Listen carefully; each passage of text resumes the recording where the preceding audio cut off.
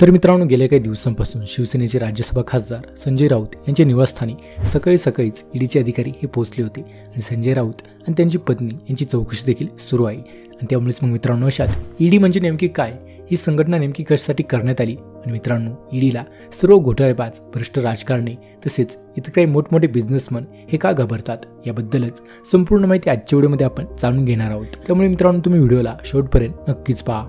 तर मित्रांनो, सर्वात आधी आपण ईडीचा फुल फॉर्म हा जाणून घेऊयात. तर ईडीचा फुल फॉर्म म्हणजे एन्फोर्समेंट डायरेक्टरेट, म्हणजेच मित्रांनो मराठीत पाहिले तर ते म्हणजे अंमलबजावणी संचालनालय, जे की हिंदीत त्याला प्रवर्तन निदेशालय असे म्हणतात. जे की तुम्ही अनेकदा हे शब्द ऐकले असतीलच. जे की ते भ्रष्ट राजकारणी, काळा पैसा कमवणारे लोक आणि तसेच मोठमोठे बिझनेसमन हे ईडीचा शब्द ऐकूनच घाबरतात. जी की मग अशात ईडीकडे अशी काय ताकद आहे, ईडीकडे अशी काय पॉवर आहे, ज्यामुळे इथे मित्रांनो हे सर्वच जण, मोठमोठे नेते, सेलिब्रिटी हे देखील ईडीला घाबरतात, असे प्रश्न इथे उपस्थित होतो. तर बरेच जण असे देखील प्रश्न हा उपस्थित करतात की ईडीचा सध्या गैरवापर हा केला जात आहे. तर मग मित्रांनो, असे प्रश्न का उपस्थित केले जात आहे, आता याबद्दल देखील जाणून घेऊयात. तर मित्रांनो, ईडीचा पाया हा केव्हा घातला गेला याबद्दल बोललोत तर 1 मे 1956 रोजी ईडीचा पाया हा घातला गेला. तर फॉरेन एक्सचेंज रेग्युलेशन ॲक्ट 1947 अंतर्गत परदेशातून येणारा आणि परदेशात जाणाऱ्या पैशांवर नियंत्रण ठेवण्यासाठी ईडी या विभागाची, या डिपार्टमेंटची निर्मिती करण्यात आली. आणि मित्रांनो, एन्फोर्समेंट डायरेक्टरेट असे नाव यांना देण्यात आले.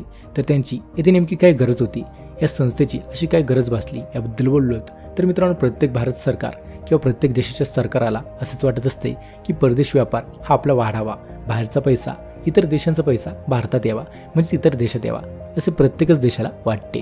जी की गुंतवणूक ही बाहेरून आपल्या देशात व्हावी. यामुळे या सुविधेसाठी जेणेकरून सहज ही सुविधा पाळता येईल, त्यामुळेच एन्फोर्समेंट डायरेक्टरेट ही संस्था, म्हणजेच ईडीची संस्था ही स्थापन करण्यात आली. तर आता एन्फोर्समेंट डायरेक्टरेट ही लॉ एन्फोर्समेंट फर्म ही संस्था आहे. तर या प्रकारातील काही ते त्रुटी, समस्या किंवा आर्थिक गुन्ह्यांच्या प्रकरणावर हे लक्ष ठेवून असतात. तर त्यांच्यावर ईडी कारवाई देखील करू शकते. तर मित्रांनो, समजा एखादी व्यक्ती ही भारतात बसू नये आणि कोणतेतरी चुकीचे काम करून बेकायदेशीरपणे पैसे कमवत आहे आणि ते पैसे बँकेमध्ये व्यवहार न करता बाहेर पाठवत आहे, म्हणजेच परकीय चलन हे भारताबाहेर आणणे आणि चुकीच्या कामांसाठी वापरणे हा आर्थिक गुन्हा आहे. आणि याचेच नियमन करण्यासाठी एन्फोर्समेंट डायरेक्टरेट हस्तक्षेप करते. तसेच जर एखादी चुकीची संघटना असेल जी की देशात हिंसाचार घडवत असेल किंवा अशी कोणतीतरी संघटना जिला बाहेरून आर्थिक मदत मिळत आहे आणि देशातील लोकांना भडकवण्यासाठी किंवा देशातील लोकांना इथे काही वाद निर्माण करण्यासाठी तिला बाहेरून पैसे येत असेल, आणि त्यामुळेच अशा परिस्थितीत बाहेरून भारतात जो काही पैसा येतो त्यावरच लक्ष ठेवले पाहिजे. आणि म्हणूनच एन्फोर्समेंट डायरेक्टरेट ही संस्था स्थापन करण्यात आली. तर आपण आधी पाहिल्याप्रमाणेच एन्फोर्समेंट डायरेक्टरेट ही फॉरेन एक्सचेंज रेग्युलेशन ॲक्ट 1947 म्हणजेच फेरा ॲक्ट आहे, ज्याला थोडक्यात फेरा ॲक्ट असे म्हणतात. आणि मित्रांनो, फेरा ॲक्ट अंतर्गतच ईडी कार्य करते. तसेच या व्यतिरिक्त आणखीन 2 कायद्यांअंतर्गत ईडी कार्यवाही करते. तर मग हे कायदे आपण पुढे पाहूयात, पण त्याआधी सर्वप्रथम हे जाणून घेऊयात की लोक असे का म्हणत आहे की ईडीचा सध्या चुकीच्या पद्धतीने वापर केला जात आहे, तिचा गैरवापर होतोय आणि विरोधी पक्षाच्या नेत्यांवर दबाव आणण्यासाठी सत्ताधारी पक्ष असे करतात, असे का बोलले जात आहे. तर मग मित्रांनो, याबद्दल बोललो तर इथे काही एन्फोर्समेंट डायरेक्टरेट ही संस्था ministry of finance government of India तसेच महसूल प्रशासकीय नियंत्रण मंत्रालयाच्या अंतर्गतच काम करते. आणि म्हणजेच थेट सरकारच्याच अखत्यारीत ती काम करत असते. आणि त्यामुळे सरकारने त्यांच्यावर छापा टाकल्याचा आरोप ही विरोधी पक्ष करतात. आणि याच कारणामुळे ईडी ही गव्हर्नमेंट अंतर्गत येते आणि म्हणूनच तिचे असे काही आरोप हे केले जातात. तर मित्रांनो, मग आता ईडी रेड का टाकते, म्हणजेच छापे का टाकते, हे समजून घेण्यासाठी आपल्याला ते 2 कायदे हे समजून घ्यावे लागतील, ज्या अंतर्गत इथे कारवाई ही केली जाऊ शकते. नंबर 1, तर मग एन्फोर्समेंट डायरेक्टरेटचा पहिला कायदा पाहिला तर तो म्हणजे फेमा लॉ होय मित्रांनो, फेमा ॲक्ट, जे की 1999 मध्ये हा ॲक्ट तयार झाला होता, ज्याला फेमा ॲक्ट असे म्हटले जाते. तर फॉरेन एक्सचेंज मॅनेजमेंट ॲक्ट याचा फुल फॉर्म आहे. आणि मित्रांनो, या अंतर्गतच ईडी कारवाई करते. तर यांचे काम पाहिले तर तेच आहे, ते म्हणजे बाहेरचा पैसा हा भारतात येतो आणि भारताचा पैसा हा बाहेर जातो. म्हणजेच कोणी भारतीय उद्योगपती असेल किंवा भारताचा कुठलाही नागरिक जर त्याने देशाबाहेर मालमत्ता खरेदी केली, म्हणजेच प्रॉपर्टी खरेदी केली किंवा कंपनी ही स्थापन केली किंवा तिथे एखादा कारखाना उघडला, आणि त्यामुळेच मित्रांनो तो पैसा इथून देशाबाहेर कसा जात आहे आणि तिकडे इन्व्हेस्टमेंट ही कशी होत आहे, मग त्याने यासाठी कर म्हणजेच टॅक्स हा भरला आहे की नाही, तर तिथेच त्याने यासाठी काळा पैसा हा तर वापरला नाही, म्हणजे सरकारला त्यांनी पैशाची माहिती दिली नाही, त्याला काळा पैसा म्हणतात. आणि अशा स्थितीत त्याने आपल्याच देशातून पैसा कमवला, परंतु दुसऱ्या बाहेरच्या देशात त्याने परदेशात मालमत्ता खरेदी केली आणि व्यवसाय वाढवला. आणि याच काही गोष्टी थांबवण्यासाठी, त्यांच्यावर नियंत्रण ठेवण्यासाठी, त्यांच्यावर नजर ही ठेवण्यासाठी फेमा ॲक्ट म्हणजेच फेमाचा हा कायदा स्थापन करण्यात आला होता आणि याच अंतर्गत ईडी कारवाई करू शकते। जे की तुम्ही अनेकदा पाहिले असेलच की जेव्हा जेव्हा परकीय चलनासाठी पैसे आपल्या देशात येतात, म्हणजेच कुठली बाहेरची करन्सी आपल्या देशात येते जी की इतर देशांतील, समजा तुमचे नातेवाईक तुम्हाला पैसे देत असेल किंवा तुम्ही कुठले ऑनलाईन काम करत असेल आणि त्यातून तुम्हाला डॉलरमध्ये पैसे मिळतात, त्यामुळे मित्रांनो अशा बाबतीत तुमच्याकडून फेमा फॉर्म हा बँकेद्वारे भरून घेतला जातो आणि त्यानंतरूनच इतर देशांतून जे काही डॉलर्स दिले जातात ते तुमच्या खात्यात म्हणजे तुमच्या अकाउंटमध्ये इथे रुपयामध्ये रूपांतरित होतात।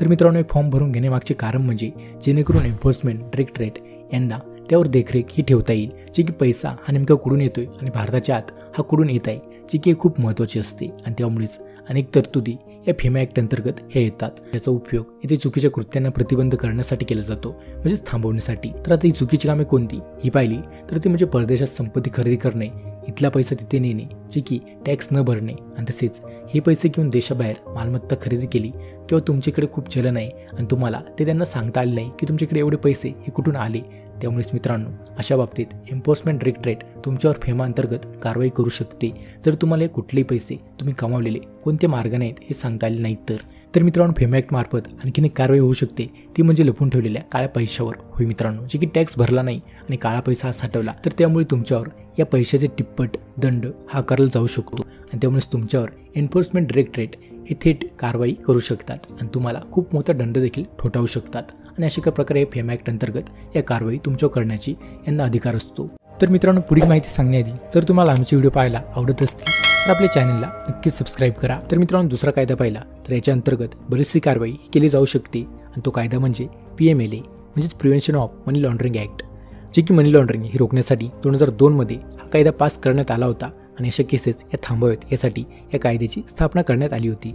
तर ही तीच गोष्ट आहे मित्रांनो जी की तुम्ही बरेचदा पाहिली असेलच की निवडणुकीच्या मुद्द्यावर नेते लोक बराचसा आपला काळा पैसा हा बाहेर काढतात आणि काळा पैसा खर्च करून तिथून मते ही गोळा करतात, जी की अनेकदा तुम्ही हे पाहिले देखील असेलच, जी की रियालिटी आहे। तिथेच मोठमोठे बिझनेसमन हे देखील असे असतात जे की आपला टॅक्स हे वाचवण्यासाठी टॅक्स देखील भरत नाही आणि टॅक्स न भरण्याच्या प्रकरणात आपला पैसा हा वाचवतात आणि वेगवेगळ्या प्रकारे तो वापरतात, जसे की स्विस बँकेप्रमाणे त्यामध्ये हे पैसे ते इन्व्हेस्ट करतात, ज्यामुळे ते बँक होल्डरचे देखील नाव हे कळून येत नाही आणि म्हणूनच ते पैसे असे काही मार्फत परदेशात गुंतवतच राहतात आणि मग त्यांना हे पैसे कसे आले हे सांगता देखील येत नाही। जे की मित्रांनो जर मग हा पैसा त्यांनी कोणत्याही गैरमार्गाने किंवा इतर कायदेशीर मार्गाने देखील कमवला असेल परंतु टॅक्स न भरता तो परदेशात इन्व्हेस्ट केला किंवा स्विस बँकेत असा ठेवला तर मित्रांनो याला मनी लॉन्ड्रिंग असे म्हणतात आणि मनी लॉन्ड्रिंग ही खूप मोठी गोष्ट आहे, जी की याला आपण शॉर्ट फॉर्ममध्ये पाहिली तर ती म्हणजे तुमची संपत्ती ही तुम्ही कमावली आहे परंतु ती तुम्हाला सांगता येत नाही की कोणत्या मार्फत कमावली, ज्यामुळे तुम्ही टॅक्स देखील भरलेला नसतो आणि म्हणूनच इथे पैसा तुम्ही कसा कमावला हे तुम्हाला सांगता येत नाही। त्यामुळे मित्रांनो मनी लॉन्ड्रिंगच्या बाबतीत इथे prevention of money laundering act यानुसार